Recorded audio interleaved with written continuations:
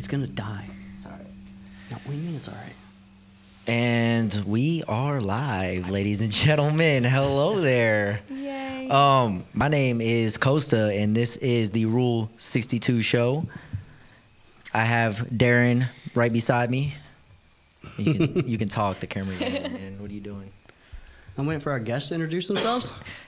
And to our right, we have Victoria Ray. And Kevin James Caden. And I'm Emma. And once again, I'm Darin.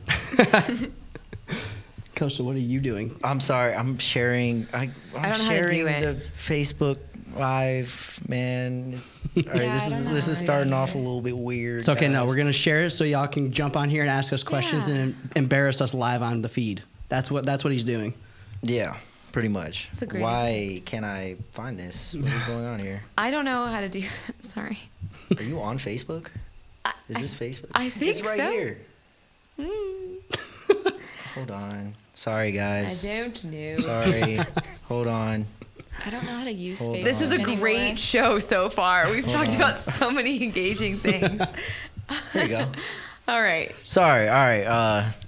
Oh, Due to God. see, yeah, no, That's that's what my voice sounds like. All right. So today we're talking about we're bringing up the topic of acceptance. And to me, acceptance is like a very key part of recovery and of sobriety, because at the end of the day, like, if you're not accepting that you're an alcoholic, if you're not accepting that you're a drug addict, you know what I mean? Like, it's going to be very hard for you to seek God and to seek help. And for me, it was like, it wasn't until I was able to actually accept the fact that I'm an alcoholic and understand what that meant that I was able to actually start really kind of going after the things that I need to help me get sober. You know what I mean? It was really all like, yeah, I might be an alcoholic, but like, I don't really give a fuck. You know, like, I don't really care enough to get help. And then I accepted the fact that I was an alcoholic and that my life would be better if I'm sober. And that was the way that I was actually able to get sober. And it wasn't really until 8 months ago that I kind of like realized that. You know what I mean? It wasn't until I went through the night patient and all that stuff that I was like looking back on everything, and I was like, okay, you know what? Like I knew I was an alcoholic. You know what I mean? Like, I knew I was a drug addict, but I just didn't accept it. I didn't want to be. I didn't feel like I needed to be. I didn't think I don't know how to describe it, right? But it was more like, all right, I'm an alcoholic, and now I have all this cool shit, and like, I'm grateful for having all this cool shit. And the only way I was gonna have all this cool shit, the only way I'd have this job, the only way I'd be in front of the camera with you guys right now, the only way we'd be here tonight is if I am an alcoholic. You know what I mean? And I had to accept that in the first place in order for me to be able to get all that shit.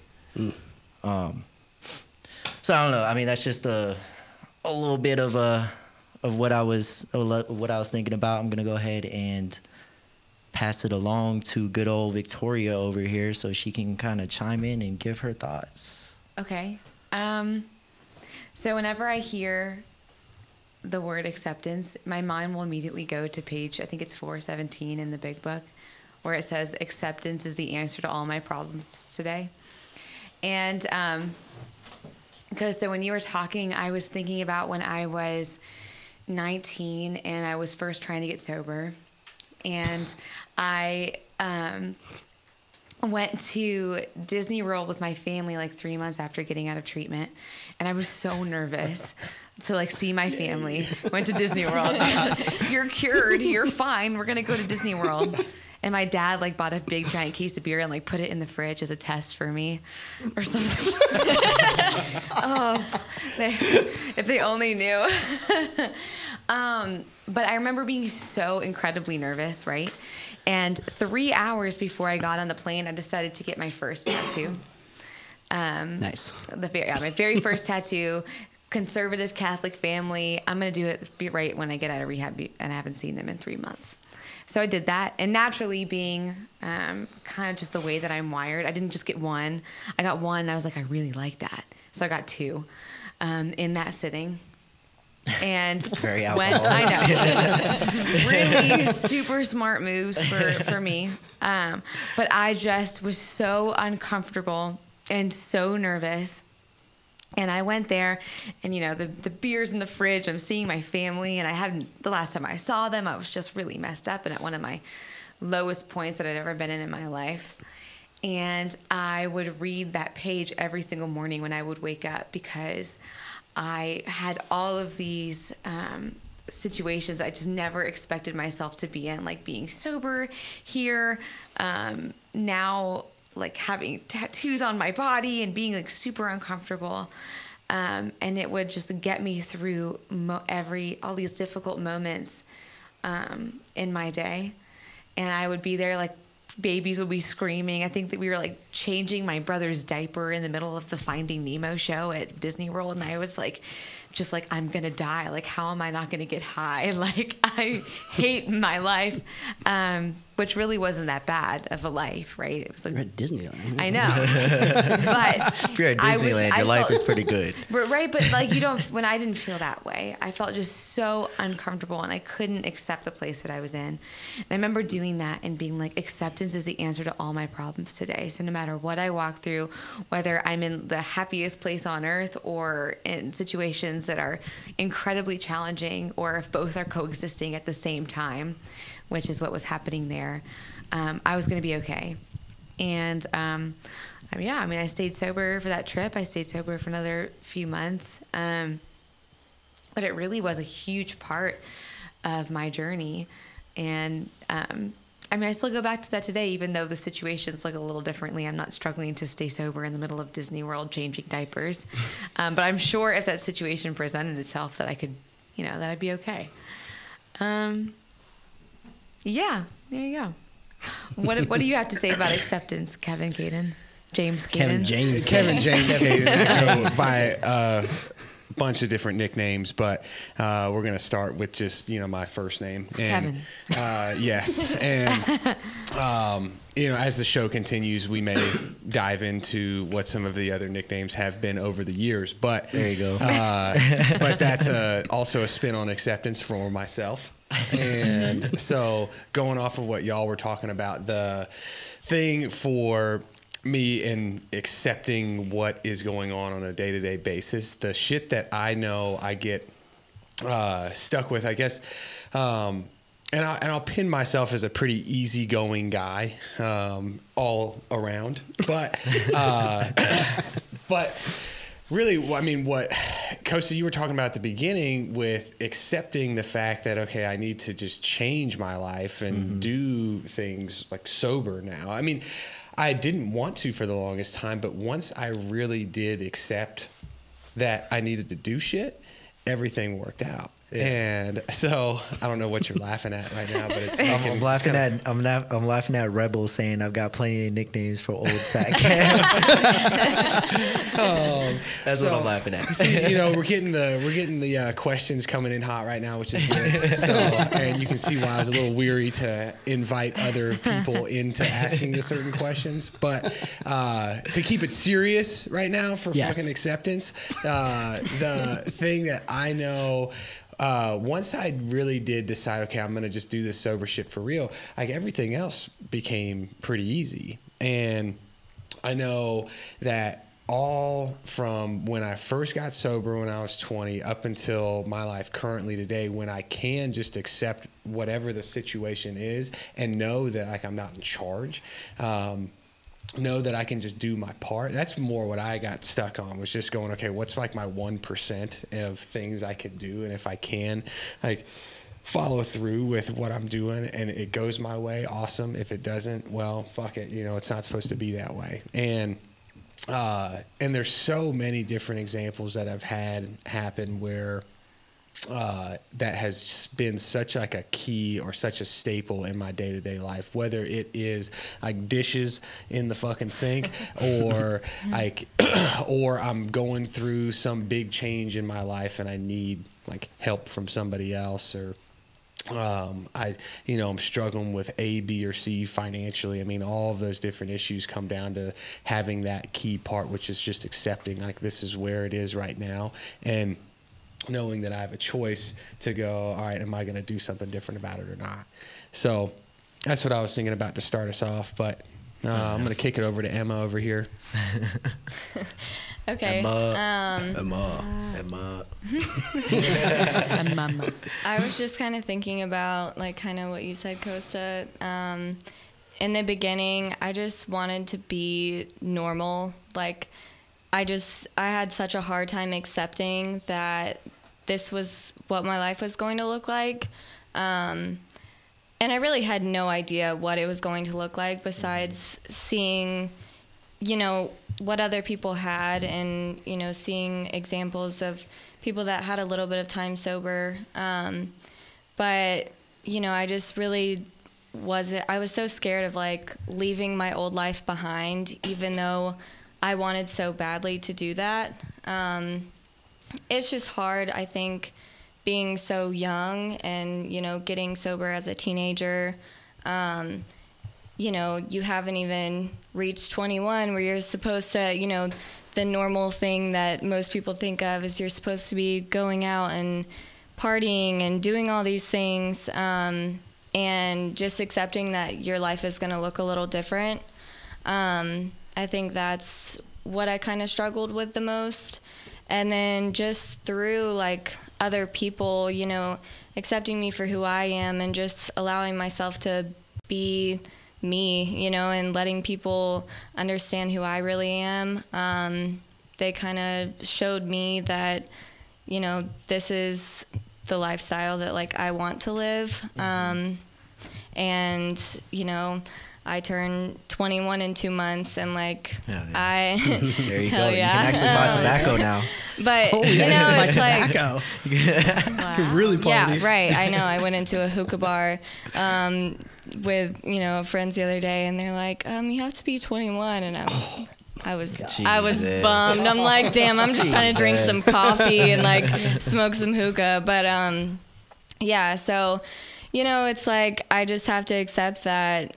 My 21st birthday isn't going to be me going out to bars and drinking and doing all that shit with whoever, but, like, it's still going to be filled with friends. And, like, I know how to have fun now. I know how to, live life without having to, like, put drugs or anything into my body.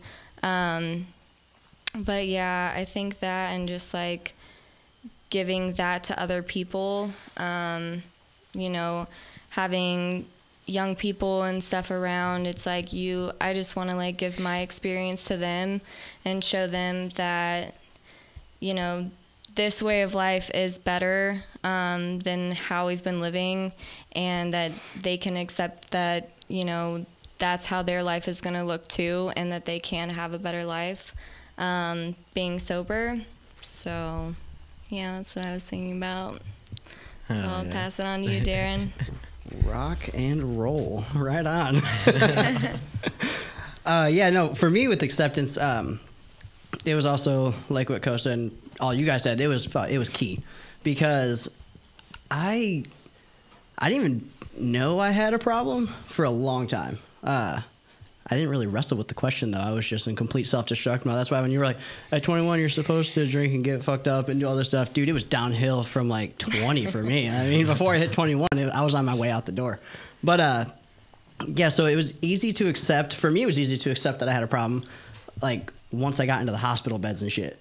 Like, that's what... Pancreatitis will do that to you. It will. That shit hurts really bad. But the thing is, like, once I found myself in hospital bed and, like, I had hit my real rock bottom, at that point, yeah, acceptance is super easy, because I was desperate as shit, Like, it was either accept this or you're dead. And that was easy enough to open my eyes to. I think, for me, when acceptance became harder was when shit got better. Because it did. I got sober... Things got better, and then it was like, the more days I stayed sober, it was just like, I thought, I got this. I'm doing all right? I'm killing it. I'm stringing some time together. And, like, the further along I got, that's when acceptance got harder for me to actually deal with was because I still had to accept the fact that I still needed to reach out to people. I still needed to let people in on my life because not letting people in on my thought process and not reaching out for help is what kept me sick for so long. So like for me, acceptance today looks more like even if I have a thought, even if I think it's a good idea, accepting to me is like I still should let someone know what the fuck is going on up in my head, you know, because I don't know if it's a good idea. I thought all of my ideas were really cool ideas until I found myself in a hospital bed. You know, like I thought it was really cool, the life I was living. It also, I think acceptance helped me a lot when it came to, because like I was not one of those people who came in with a concept of a higher power. I guess I kind of did, but it was more like a love-hate relationship where I'm assuming my higher power loved me and I just had disdain for higher power. I didn't like it. And accepting that was one of the first things that how do I word this? Realizing I was wrong about higher power was one of the first things that made me realize I could be wrong about this entire way of life and everything up until that point. So acceptance for me it's been super fucking key for getting me sober and then keeping me sober, because it's what allowed a higher power and allowed other people to step into my life long enough to fix me, to fix the mess I had made. And now I just keep on having to remind myself, like, even like today, when shit doesn't work out, I don't just flip out, get mad, and go, pout about it. I pray about it, call some people about it, and I accept the fact that, okay, that's the plan for the day. That's what's going to happen. This is how my life looks now. And then I can just move forward, which is, I think, another powerful thing of acceptance. The second I accept that reality is reality, it's like I no longer have that like tether on my foot, because I always think like I can make reality look how I want it to look. But the second I accept reality for what it is, I can start moving forward in any kind of direction. So for me, acceptance is fucking huge. So yeah, those were my thoughts on acceptance. But also, people watching on Facebook, you want to fire some questions our way, we are taking them live. If you want to direct them at some of our guests and embarrass them, do so. All right. That means fat old Kev over there, as Rebels puts it. That one never stuck. That name never stuck. That was one that that Rebels tried to throw out there, but when everybody was talking about the acceptance shit, like the thing that I got stuck on, I guess most too, was just like how quickly can I adjust and roll with whatever the situation is. I mean, that's what was the hardest part for me was, and some situations are easy, some are not. And there are those specific ones where something comes up and it's like, all right, I'm going to have to roll with this and see where it goes. And then other ones that were way, way more difficult to like just let go of or try to like have like just be okay with. That's what I would always get like down on. And on some of those ones that were harder to accept if something like didn't go my way or some other fucking situation came up that ended like putting me in a position where I had to like then face all of these different things, this picture in my mind of what I wanted to look like. And so it's just how quickly can I adjust to that and continue to go. So there's other random thoughts with it. I dig. Rebel said you will always be fat, Kev. One of the things that I don't know why he keeps doing that to you, man. One of the things that I always like realized for myself, right, was that, yeah, look at that. Y'all like that angle right there? Yeah, it's like an action shot. No, one of the things that I've always like realized for me is like, it was a lot of fear, right? There was a lot of fear in me accepting that I'm an alcoholic. You know what I mean? Like, because what does that mean? I didn't know what it meant to work a program. You know what I mean? Like, I didn't know what it meant to, like, bring God into my life. Like, I hated God for so long. Like, but I hated, and I don't want to put anybody down or anything. Like, Victoria, I know you're very Catholic, you know, like, but. It's true. I don't like, but that's just really like it. When I was like growing up, right? Like, I learned to, like, when I was growing up, I learned to, like, resent that God. You know what I mean? Mm-hmm. And I don't anymore. But like, it's because I have my own understanding of a higher power. You know what I mean? But I was scared to let any type of God in because I thought in my head there was only one type of God. You know what I mean? And that was the God that I grew up with. Right. So I was so scared to let that God in because I've seen like, and I blamed him for so much stuff. I blamed him for like people dying in my life. I blamed him for bad things going wrong. Like I blamed him for everything, not realizing that he gave us free will, right? So a lot of the bad shit that's happened is because that person, or whatever the case may be, they have free will. Like we can do whatever we want. We can do whatever we please. You know what I'm saying? And it kind of just, it made me scared to like actually give this a shot and to actually believe in a higher power and believe in a God and believe in that my life could get better than what it was. Like I think was it us that we were talking outside and we were talking about how I had it in my head and now I forgot. I don't remember. Shit, I know we were talking about something and I was going to talk about it tonight. If I remember, We've talked I'll bring about it some back. deep things outside, Yeah, for sure. I mean, we talked about some shit tonight. But like it really was like, for me it was a lot of fear. You know what I mean? There was a whole bunch of fear like in getting sober, and even that my life could get better, like that scared me because I was so comfortable. I was so comfortable in just being sad and being a shithead. You know what I'm saying? Like I was so comfortable with like just being that bad person that I was. That being a good person made me very uncomfortable, and in that case it made me very, very scared. Yeah. You know what I mean? Absolutely. And something that I thought of when you were speaking too was, to accept that there is a God would mean that like it changes everything. It just does. Like if there's a higher power that's taking care of me or that loves me, or if I really can accept what is happening to me as God's will on a daily basis, like that changes the way that totally changes the way that I look at the world. And I think too, for me, a lot of the higher power stuff that I really struggled with was looking at a lot of suffering that had happened in my life and being like, well, how did you let that happen to me? Or what does that mean? And I don't think that I've ever come up with like a great explanation for it. You know, like there's just not like oh, well, that's why, or that's why this is happening. But I was able to feel kind of like loved and joined in that suffering. Does that make sense? Yeah. Like I'm super Catholic and I love being Catholic. It's really, I just do. I love it because there's just so many different dimensions to that faith. So like when I'm praying in like a Catholic church, you're looking at like a crucifix and you see God like on a crucifix. And I don't know how God we can get on this show, but I'm just going to keep rolling with it. And I was like, oh, like shit, like you understand me. And so I guess it's a lot easier to accept things that are really unacceptable when I don't feel like I'm alone in it, or that there isn't a higher purpose that can be brought from it. So when I say acceptance, it doesn't mean that I just accept when people treat me badly or when like terrible things are happening in the world, but I allow that to do something bigger and greater through me. Like, okay, like so bad stuff happened to me in my past, right?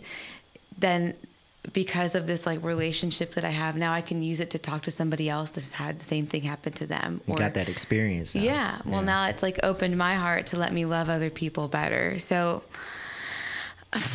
I don't know. I guess it doesn't always make sense of what bad things happen, but it definitely gives them more meaning. And that's cool. So yeah, I kind of feel like now, like fucking bring it on. Like, you know, like it can also bring more gratitude into your life, right? Yeah. Like I can kind of take on everything that's presented in front of me because I don't think it's without a purpose. So that's cool as shit. And that's something that I got from recovery, which is awesome. All right, I got some questions here for you. It looks like Kevin's on Facebook. We got one good one and then some ridiculous ones. All right, so Nick Rebels asked, okay, I'll ask one question, then I got to bounce. You guys are awesome, though, and I love all you. See you soon. But if God was a difficult part of your sobriety, how did acceptance factor into that relationship or forming of a relationship? So I kind of answered that when I was talking, right? I mean, it definitely was like it was a difficult thing for me to get over. You know what I mean? Like, I had to accept the fact that I was an alcoholic and accept the fact that I did need help in order for me to actually start trusting that God and let that God in. You know what I mean? And now that I have a relationship with my higher power, I'm like so grateful for it. You know what I mean? And I'm like still not like religious, but I'm like starting to slowly open up my mind to like more religious things, which is why I love talking to Victoria. You know what I mean? Because like she's always just like talking to me about it, and I'm like, I kind of like talking about this. Cool. You know, and that's why I love working here too, is because a lot of people like bring faith in here. You know, and a lot of people like bring Catholicism. Is that what it'd be? That would be. And then Christianity. And then Christianity. I don't know, religion. You know, just religion in general. So I mean, do you guys have any thoughts about how, like, if you struggled with your higher power, like with a God before, like how did getting sober kind of help that out? Is anybody else? I mean, I think I've always kind of believed in God, just because I grew up in a very, religious household. And, well, I guess I wouldn't say my parents were super religious, but we always tried to, make everything look so good on the outside. So we always went to church, and, my parents always wanted me to go to church because they wanted me to believe in something and, live a good life because of all of our, like, family dynamics and stuff. And I just remember when I kind of, got a little older, and I was like, honestly, like, fuck this. Like, it's kind of what y'all were saying with, like, why does all this, like, bad stuff happen in my life? Like, that's just kind of when I was, like, I had no faith anymore. But it always seemed like when I would get in a tough situation or when something terrible did happen to me, I would kind of, like, reach out to whatever I thought God was at the time. And then, getting sober, I was confused on what I wanted my God to be, because I thought you could only be like a religious person, like that's what God was. And I kind of had to, like, accept that, like, that looks different for everybody, I mean, when people told me, like, oh, your higher power can be a chair, I was like, well, that's fucking ridiculous. Like, how the fuck am I supposed to do that? But I don't know. I like the doorknob one. Yeah. It's like, oh, well, look at that doorknob. That doorknob's your higher power now. Now your life is out of the hands of a dumbass. Like, yeah, and that works for some people, but didn't work for me. I went through a lot of different things, and I tried the whole, like, getting back into Christianity, stuff like that. And I've always been, throughout sobriety, I've always been very open to, what other higher power or people's higher powers look like. And I kind of did take, like, a few months to really just ask people and, go around and see, like, what their higher power was and, how they speak to their higher power, because I always thought that, like, prayer had to be some crazy thing and, like, I had to say all the right things. And now it's kind of just like, the way I talk to my higher power is just like how I would talk to, like, one of you, how I would talk to a friend. It's kind of just, throughout my day, it's just like talking to him of, like, my higher power is a he. But, hey man, it is whatever you want it to be, so it's just, it doesn't have to be, like, this crazy thing for me. But it just is, like, I've had to, like, accept that, everyone's higher powers are different, and, telling my parents, like, hey, I don't think I'm a Christian, you know, like, but I do believe in God. I do believe that, you know, there is something more powerful than me. And, you know, just whatever they had to say about it, I allowed it. But I don't know, I think now I have a pretty good understanding, but I'm always open to, you know, other things, and always trying to better myself and figure out new ways to get even closer to my higher power. So, yeah, that's what I was thinking. It's dope. I like it. So we do have another question. This one's a good question. Brandon Riblin? Is that beef? I don't know his last name. I'm not 100% sure, but I think it's close. It might be, it might not be, but I mean, he says he has 9 days sober, so he could just be asking in that context if I had 9 days sober, but I can't, real. I can't see his picture right now, so I'm extremely sorry. But he said, I have 9 days sober, and I'm trying to figure out how I can stay sober today. Where would I even begin? That's a really good question. I like that question. That's awesome. Who wants to take that question? Let's see. I don't know. What, do you want to say something, Darin? No. Darin, Okay. you got it. Well, I like it because I feel like we all do the same thing. It's not like we're looking at our lives like, I'm staying sober for the rest of my life, starting now. It's kind of like we just do it one day at a time. So I would say the things that I do when I'm 9 days sober are the same things I do today. I pray. I talk to the people that are important to me and that have my back, and that are going to tell me the truth about my behavior and my actions.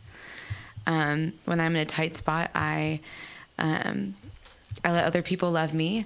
And then when all else fails, or before all else fails, honestly, I just pour myself into being of service to other people. So really, honestly, that's the only thing that I know always works when I get in my head and I get crazy. Or today, it's not so much about like, I have to get high right now, but it'll be like, I need to control everything right now, which is just as dangerous of a headspace for me to be in.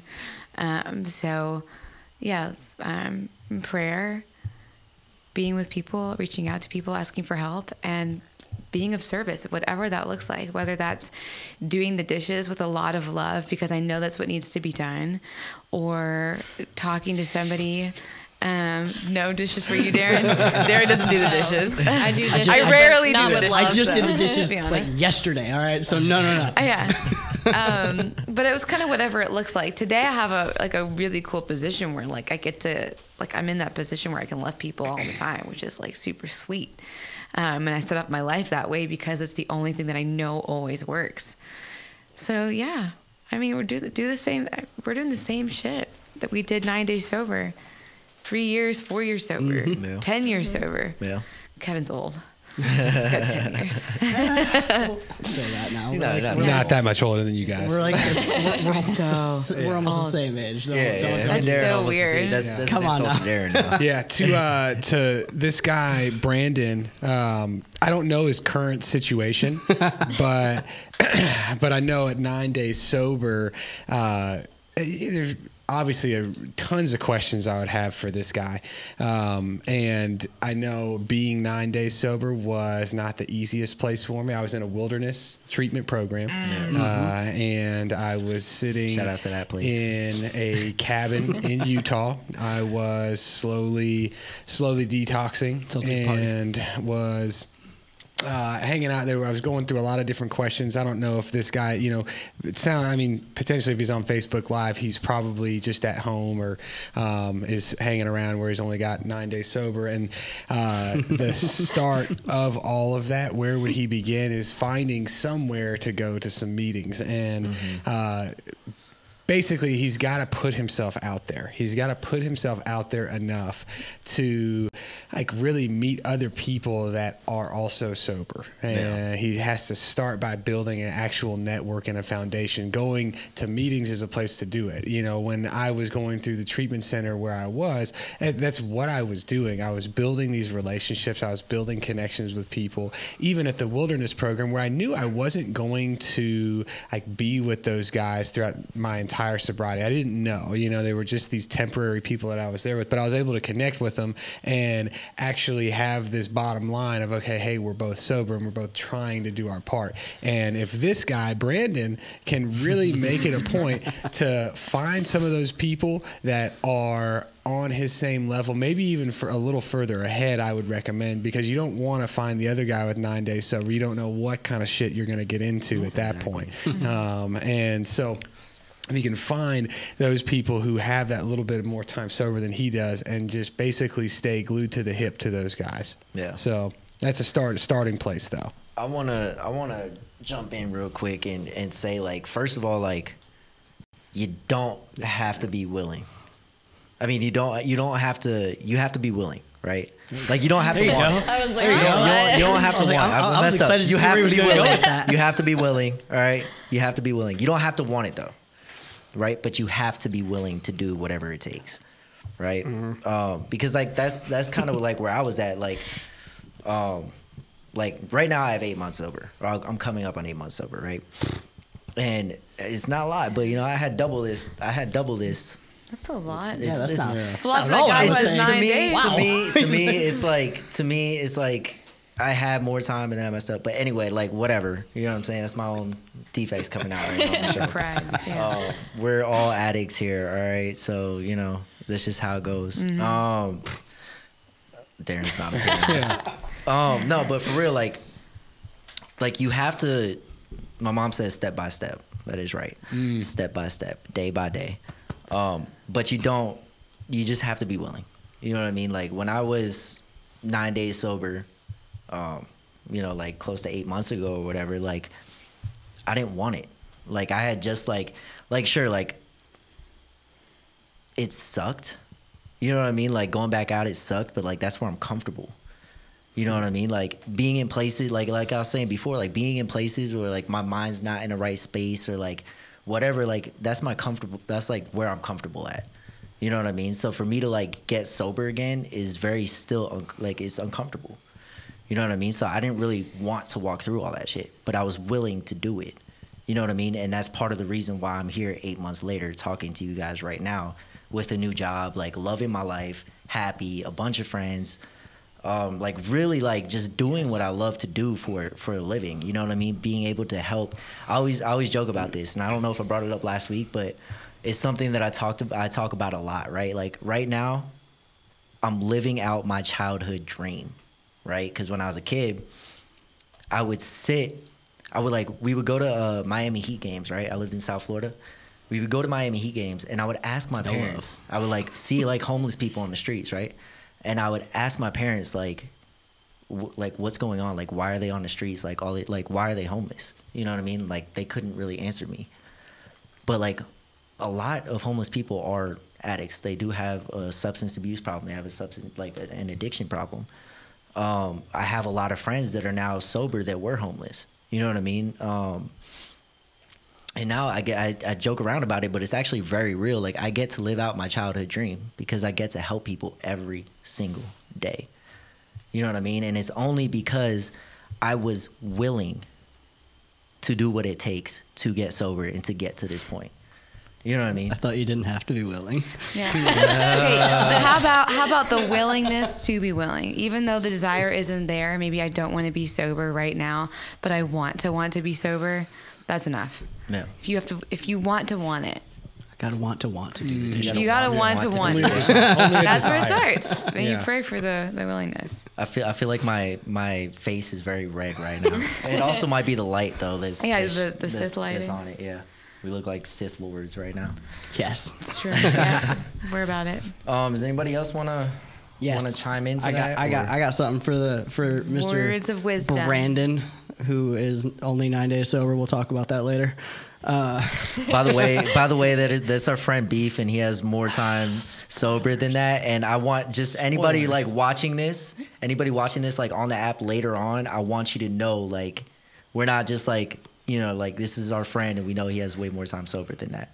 So but we are still giving out wisdom in a way that's going to be able to help him. Yeah.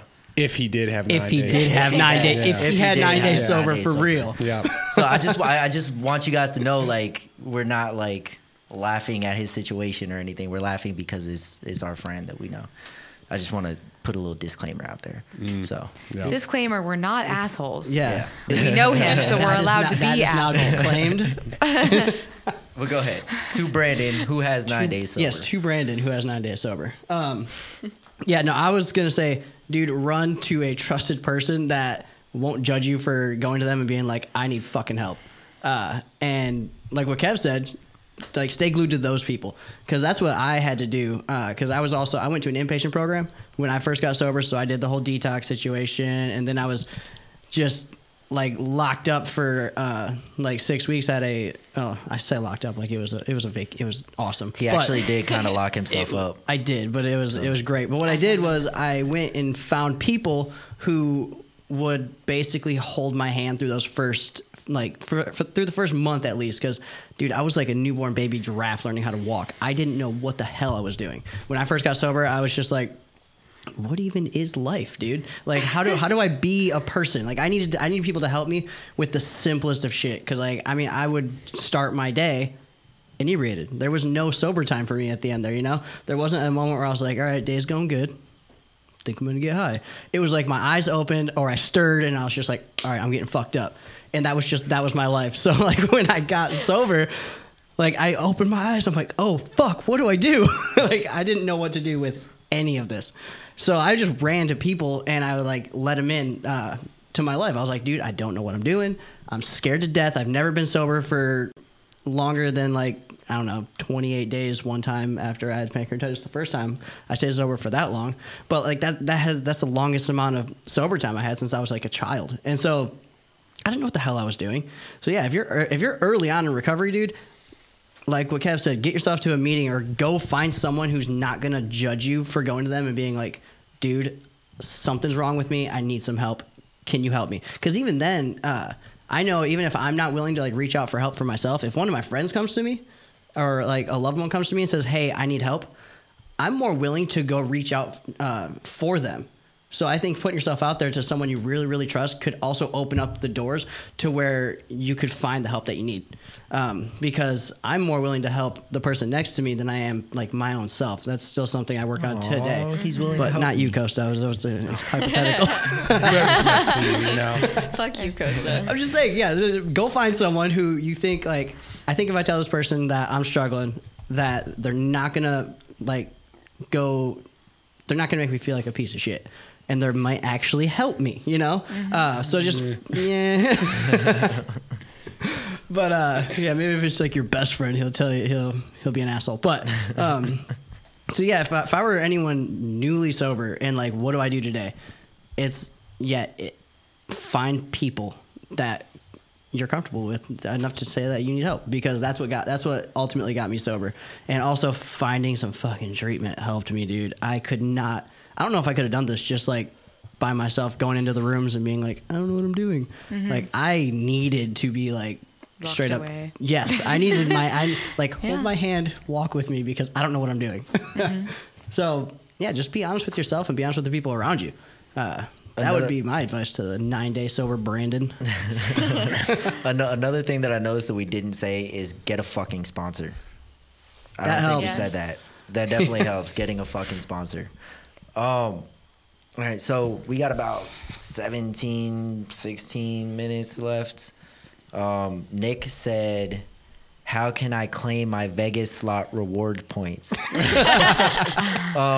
I honestly have never been to Vegas and I don't gamble. I've never even stepped foot inside a casino. So because I'm an alcoholic and I'm sure I would spend all my money on That's what I did. slots. Yeah, Or I really whatever. want to, but I just know Don't do it. myself, and I know Don't do it. Yeah, I know that I can't do that. yeah, that's okay. It's so bad. Really real. I would not know how to walk away. I'm sorry. Me Like either. I I just would be don't like, I need more. Understand it. I had a Can't even plan walk walking away in on and a everything. poker game. Yeah, it's tough. I think when he's talking, you said it's called My Vegas He said my Vegas slot reward points. reward points. Yeah. It sounds like is that like a key word for something? No, it sounds like some sort of a app or some sort of a like something where like one of those casino ads. Yeah, like hey, claiming some sort of free prize or something like that. Usually on those, it's pretty. I like you're answering so seriously. No, I like this. I mean, it usually just walks you through how to do any of that in any app today. It's pretty simple. It'll probably go straight to your iTunes account. Yeah, I'm no whiz kid over here when it comes to all of these different apps and things like that. And I'm the old guy sitting around, so old fat guy. And so it's not one of my nicknames. So Rebels. But that's what I would just look into. It may just give you the explanation though as you go through it though. That's what I think. There you go from the cross addiction is our next topic. Yeah. So how do you guys feel about gambling? Don't go in the building. That's how I feel about gambling. Yeah, I'm with you. Same thing.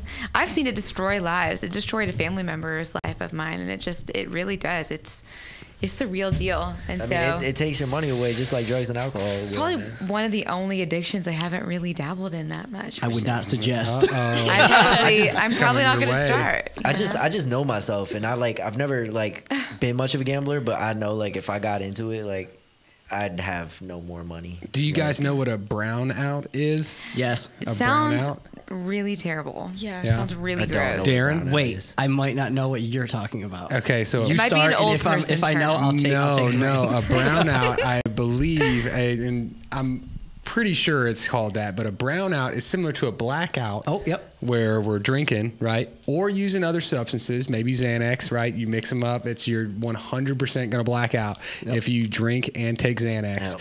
And I've done it before. that's the one guarantee that's going to happen. And you may just not remember what happened. You may wake up with other fucking phones in your pocket or other different things. People's trophies in Some your charges. car. And it doesn't matter, right? But a brownout, similar to where you wake up, you don't remember anything, and you're just constantly gambling and spending all of your money, is what I've heard. What? Yeah. Okay, see, that's not at all what I thought. I thought we were on the same page. You go that deep into the casino world, or that deep into gambling in your life. It can start with a casino, or it can just start by throwing dice in the corner, CeeLo. playing some CeeLo, And all of a sudden, and then you're in a brownout, is what they call it. That happened. That's scary. There's this guy that I know that he's well off, right? Hopefully he's not watching. He's got money. He might be. I don't know. I mean, I'm not gonna name money. him. I'm not gonna say his name or anything like that. But he's a family friend. I've known him since he's known me since I was born, pretty much. But I think I'm pretty sure. I don't know, but whatever. But what he did, he was an alcoholic. He's in recovery now, but he's an alcoholic. And he got so messed up one time. He lives in Florida, right? South Florida. He got so messed up one time that he woke up in Vegas with a bunch of receipts, not knowing what was going on. But he woke up in Vegas, and he lost a bunch of money. I don't even know. I don't remember the exact amount, but you know that you have a problem when you got that much money that you're just blackout drunk and you just buy a plane ticket to Vegas and wake up the next morning in Vegas not knowing how you got there. It was almost like Hangover, but before the Hangover started. Yeah, he was in a black and brown out. Yeah. He's in a dark brownout. Yeah.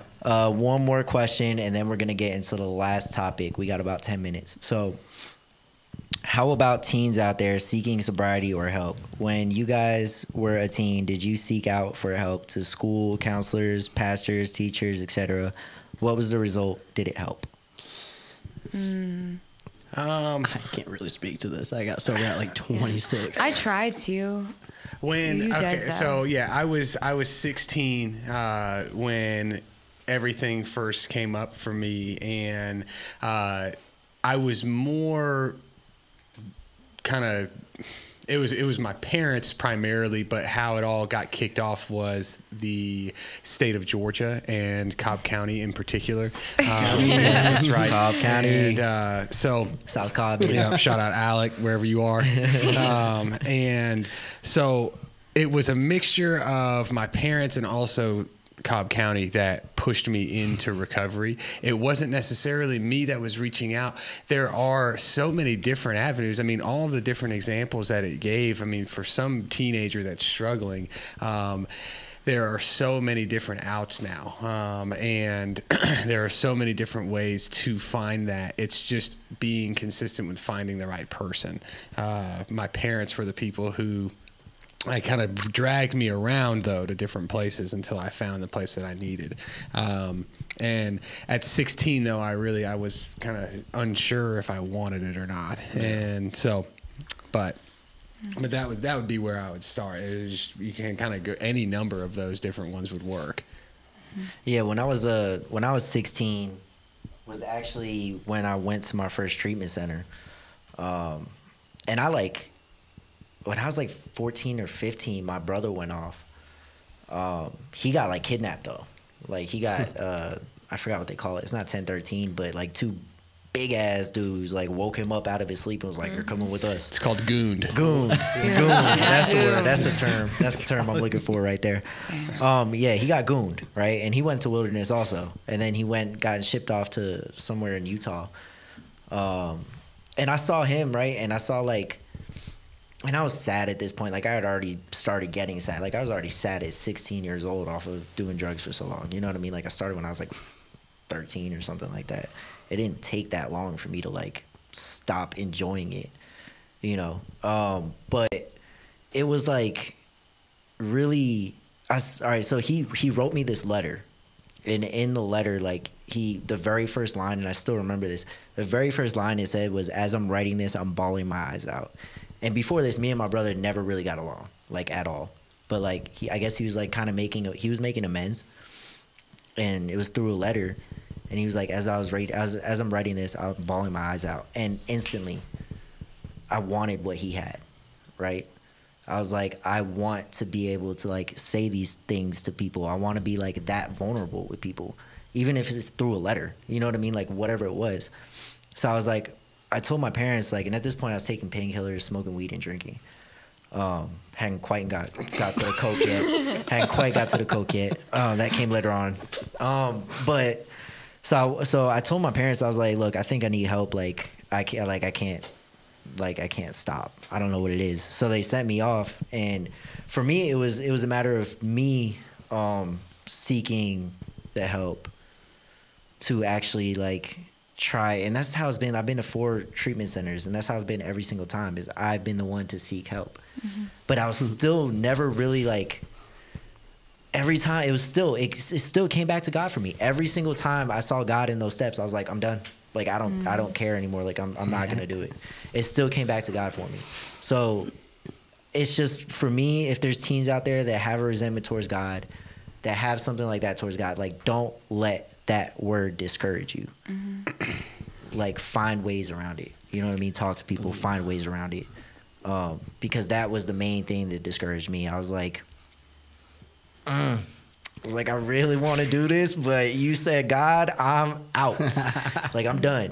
You know what I mean? Like, and that was really what it was. Like, second I got out of there, like, I was there for 7 months because I was, like, in the center and I was 16 and I couldn't get out.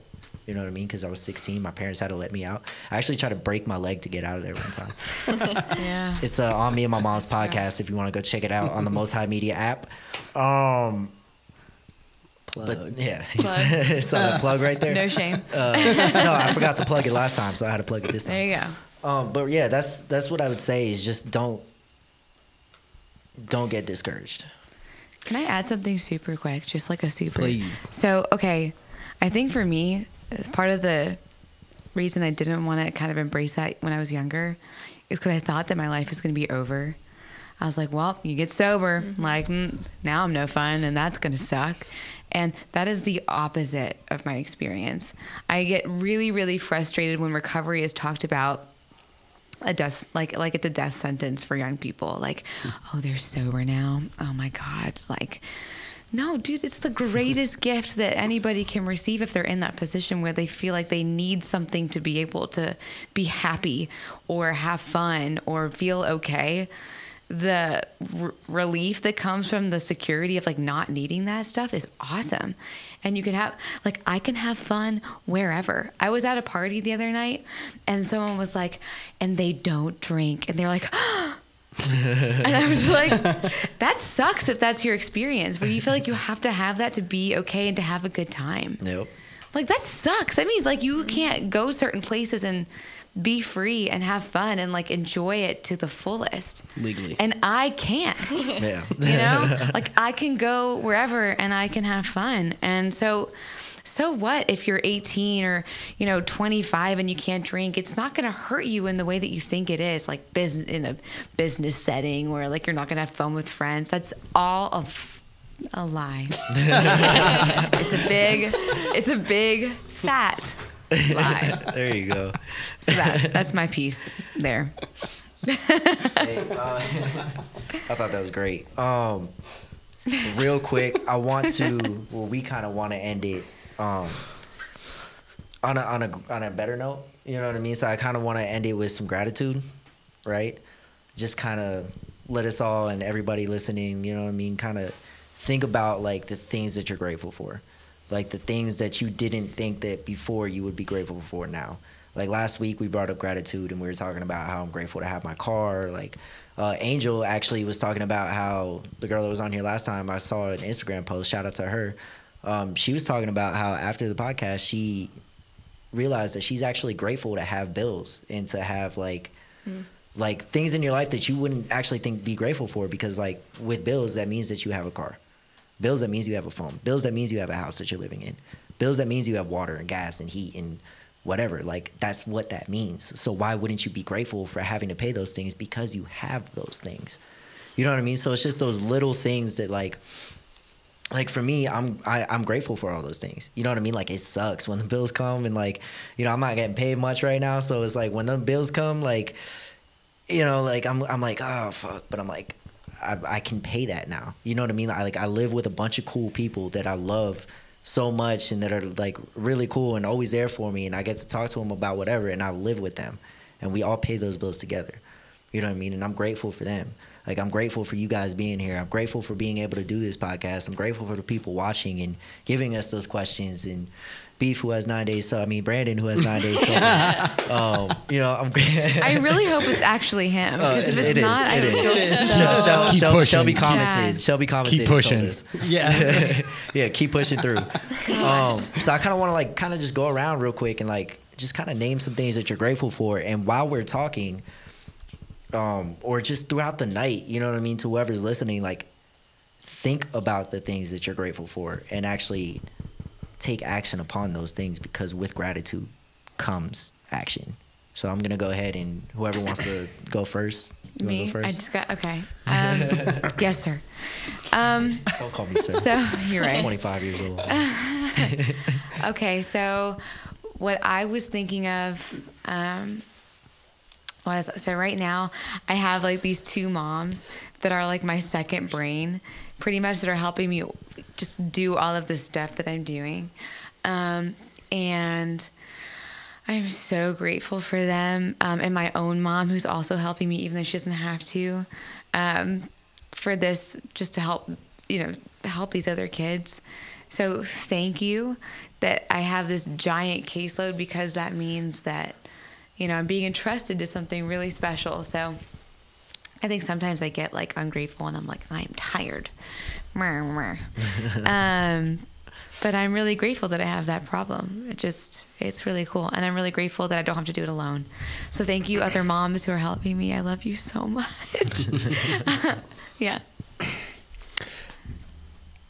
The whole topic of gratitude, I mean, you could go on. We could do a whole other segment, I feel like, on this. For sure. There's so many different things, especially getting sober, to be grateful for.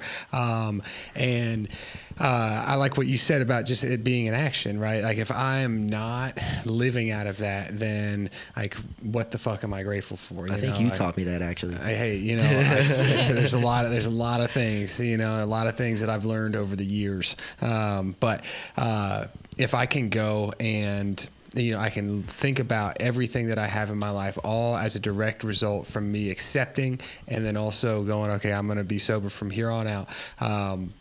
The things that I've gotten literally everything in my life today from that decision. And the things that I am grateful for, I mean, the list goes on. I mean, whether it be all of the things that I have gotten from being sober, the people I've met, the places I've gotten to go, my wife, Rachel, love you, and the house, all of these different things that I've gotten have been awesome. And if I don't go and live out of that and show the gratitude towards it, then I'm not going to experience it like I can. So that's what I was thinking about.